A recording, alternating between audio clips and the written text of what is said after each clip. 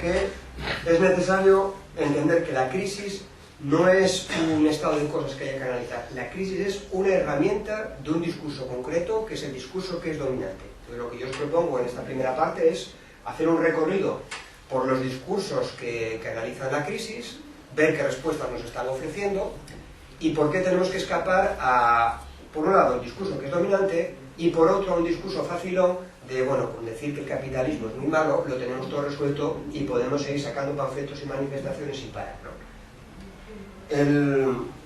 La explicación dominante sepulta otras explicaciones bajo los datos de la evolución económica y nos hace olvidar una cuestión fundamental. ¿Qué es salir de la crisis? Salir de la crisis es volver al estado de cosas anterior a 2008, donde ya 2/3 de la población activa estaba en una situación de precariedad, donde cada vez aumentaban más las cifras de exclusión social, donde la población inmigrante era expulsada utilizando perros policía y se metía en la cárcel a quienes denunciaban lo anterior. Salir de la crisis no puede ser volver a un estado en el que la mayor parte de la población, sobre todo la gente joven, ya estábamos en crisis. La interpretación neoliberal, que es la interpretación dominante, y que lo único que hace es radicalizar los principios del liberalismo, lo que nos viene a decir que lo único que tenemos es una crisis de beneficios. Una crisis de beneficios que radica en falta de confianza y en decisiones de inversión incorrectas. Decisiones de inversión por parte de los sujetos a título individual, es decir, te compraste una casa que no podías financiar, compraste un producto, unos ahorros que tampoco sabías qué hacer con ellos, tomaste decisiones erróneas, porque lo que plantea el neoliberalismo es que somos sujetos que actuamos según cierta racionalidad, pero lo hacemos de forma individual. Y añaden que el otro problema es que el Estado interviene y distorsiona la autorregulación de los mercados, porque para los neoliberales el mercado es una máquina que si se la deja funcionar se autorregula de forma automática. Esto es fundamental el comprender esto para visualizar las estrategias de culpabilización. Si aceptamos esta hipótesis de partida de que actuamos de forma individual sobre elecciones racionales, estamos perdidas. Y es el primer intento, y lo hemos visto con el tema de las hipotecas, lo hemos visto con el tema de los fraudes bancarios, intentar convencerte de que tú firmaste algo voluntariamente a sabiendas de lo que estabas firmando. Y si no lo sabías, es que eras tonto o tonta. ¿Cuáles son las soluciones a la crisis? Pues para los neoliberales no hay ninguna crisis que solucionar. La crisis son positivas, son cíclicas, y lo que permiten es eliminar a los malos inversores. Por tanto, no hay que abordar la crisis. Lo que tiene que hacer el Estado, según esta visión, es retirarse, dejar de gastar el dinero a lo tonto y permitir que el mercado decida quién merece el dinero y quién no. El Estado supone un 40% del Producto Interior Bruto y eso lo único que hace es detraer recursos para la inversión sabia, que es la que hacen los mercados. Los trabajadores y las trabajadoras, ¿qué nos toca hacer? Pues ajustar nuestros salarios a la oferta y la demanda. Lo que nos dicen los neoliberales es, si la culpa de la crisis no es del capital, entonces tiene que ser de las trabajadoras. Es que estamos ganando más de lo que realmente merecemos. Y por tanto lo único que tenemos que hacer es aceptar la flexibilización de los mercados laborales y aceptar reducirnos los salarios. Por último, ¿qué tipo de sujeto imagina el discurso neoliberal que nos va a sacar de la crisis? Pues es un sujeto deseante, egoísta, consumidor, atrapado entre el mito del emprendedor y la culpa del deudor. Es decir, es un binomio demoledor, es decir, por un lado tenemos a los Cosme, ¿no? Los emprendedores, los Amancio Ortega, que de su trabajo en una pequeña frutería montan un emporio y se ponen en la lista Forbes, y por otro lado estamos todos los demás que vivimos por encima de nuestras posibilidades y que lo único que hicimos fue alimentar una deuda de la cual ahora no somos capaces de deshacernos. Esto es, grosso modo, el discurso neoliberal tal cual nos lo presenta. Pero claro, este discurso tiene sus matizaciones y aquí va la segunda tradición. La tradición social liberal, que es la que de alguna manera preside los discursos de la izquierda de derechas, ¿no? Para entendernos, lo que podría ser el Partido Socialista y la Internacional Socialista a nivel europeo, surge ya en el siglo XIX y es una reacción a los movimientos de contestación, a la tradición marxista, a la tradición libertaria, para corregir de alguna manera los excesos del liberalismo. ¿Qué es lo que nos dice? ¿Cómo analiza la crisis el discurso social liberal? Pues hay una crisis de beneficios, pero también hay una crisis de indicadores sociales. Es decir, no solo nos preocupamos de lo que gana Emilio Botín, sino que también vemos que aumenta el paro, que hay problemas a la hora de atender a las personas en los hospitales y dulcifican de alguna manera el discurso de la crisis. ¿Dónde sitúa esta gente el inicio, en términos temporales, en los años 80? El ejercicio que estamos haciendo es de coger las explicaciones más reduccionistas, la que nos dice esto empezó en 2008, esto empezó con Lehman Brothers, hasta extenderlo en el tiempo, remontándonos, ¿no?, a los orígenes de esta crisis, y también vamos a ampliarla en los espacios y en los sujetos. Con cada nueva tradición vamos a incorporar nuevos sujetos que tienen algo que decir al respecto de la crisis y nuevos escenarios territoriales y temporales que también tienen algo que ver en lo que está pasando.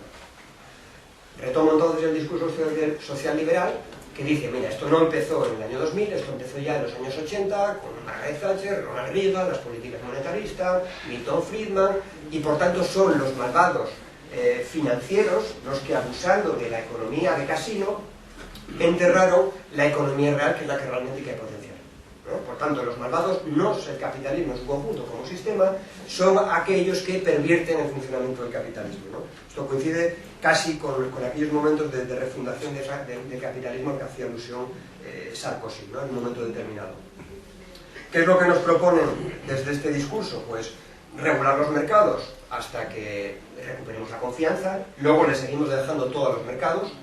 Tenemos que permitir que el Estado intervenga en los sectores en crisis, potenciar el consumo, esta es la fórmula keynesiana, y además no importa qué consumo. Lo mismo da, desde esta óptica, el que gastemos en comprar alimentos que en comprar coches contaminantes. No reflexionar al respecto. Y tampoco al respecto del tipo de trabajo que se tiene que generar, el tipo de empleo. No es lo mismo trabajo que empleo. Para los socialliberales, el único problema es el paro y por tanto cualquier trabajo es solución. Y esto desgraciadamente es una fórmula importada desde las organizaciones sindicales, no solamente las mayoritarias. Es decir, no hay un cuestionamiento de la relación salarial porque bebemos de estas tradiciones también hasta cierto punto. Por último, ¿quién ven que pueda servir como sujeto que nos saque de la crisis? Pues es el sujeto emprendedor apoyado por el Estado. No nos dice mucho más, no hay que organizarse colectivamente, porque para eso ya tenemos las instituciones representativas, tenemos unas votaciones cada 4 años y desde ahí se tiene que resolver. La tercera tradición sería la tradición marxista, que ya está más cercana, lógicamente, a lo que podemos sentir en la gente que estamos aquí. La tradición marxista plantea un cuestionamiento de lo que se define como crisis, porque dice, vamos a ver, para el capitalismo no es crisis que haya 4.500 millones de personas en el planeta en situación de hambre, o que el 50% del planeta no tenga agua. Lo que nos dice la tradición marxista es que para el capitalismo, que no está pensado para satisfacer las necesidades sociales, todo esto solo es crisis si genera un problema de beneficios. Entonces, hay que, para empezar, comenzar a discutir el propio concepto de crisis según esta tradición. ¿Qué es la crisis? La crisis son cíclicas, según la tradición marxista, el capitalismo es la crisis. No tiene sentido hablar de crisis capitalistas, si a corto plazo, pero en definitiva lo que tenemos es que el capitalismo en sí mismo es una crisis que consiste en la explotación de la clase obrera y que además arranca la más reciente en los años 70 con una crisis de sobreproducción, ¿no? Acabados los años de los 30 dorados de expansión de posguerra en los países del centro, lo que tenemos es una crisis vinculada a las políticas monetaristas que arrancan en los años 70.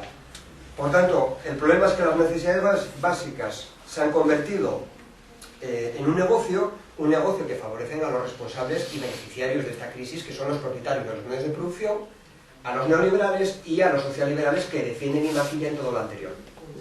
¿Quién nos puede sacar de la crisis? Estoy haciendo una simplificación. Quien piensa en la tradición marxista es en la clase obrera masculina, blanca y de los países del centro, ¿no? Aunque esto luego se extiende. Pero permitidme que haga esta simplificación porque yo creo que es importante, porque estos discursos operan en lo que la gente puede tener en la cabeza, ¿no? Ya sabemos que Perry Anderson diría otra cosa, pero de lo que hablamos es de la vulgata más difundida. Cuarta tradición, de las con más solera, vamos a decir, la tradición anarquista. La tradición anarquista, que surge a la par que la tradición marxista, lo que nos recuerda es, sí hay explotación de clases, pero también hay una presión del individuo. Es decir, no basta simplemente con determinar que hay una explotación de clase sobre clase, sino que el Estado, que es la forma política de la que se dota la revolución industrial, oprime también a los sujetos. Es decir, hay una presión mucho más profunda. Y hay una colonización de los espacios individuales, de nuestra subjetividad. Es decir, hacer la revolución no sería simplemente el deshacernos de los patrones y de los capitalistas, sería también deshacerse del imaginario del consumo. Porque coches no podemos tener todos y todas. Si todos los chinos deseasen tener coches, pues acabaríamos con el petróleo en menos de una semana. Es decir, Hay que deshacerse de esas estructuras de opresión, pero también del imaginario que acompaña todas esas estructuras. ¿Cuál es el origen de la crisis? Para la tradición libertaria, en el caso del Estado español, estaría en los años 70, cuando las luchas populares son derrotadas y cuando nos entregamos en manos de, gracias a los partidos y gracias, claro está, a la clase dominante, nos entregamos en manos del Estado delegando la representación, ¿no? En el ámbito sindical sería pues, aceptar las elecciones sindicales y en el ámbito político aceptar que sean otros los que hagan política en los parlamentos. Por tanto, ¿cuáles serían, grosso modo, las soluciones a esta crisis fabricada por las clases explotadoras y por la izquierda partidista? Pues sería, por un lado, recuperar la autonomía y la participación directa y la autoorganización, procurando evitar tanto al Estado como al mercado. Estas son las 4 grandes visiones que de alguna manera presiden el debate político, no tanto en el caso del anarquismo, porque tenga una fuerte presencia en términos institucionales de organización, pero sí porque están muy presentes algunos de sus reflejos libertarios en las movilizaciones y la contestación social.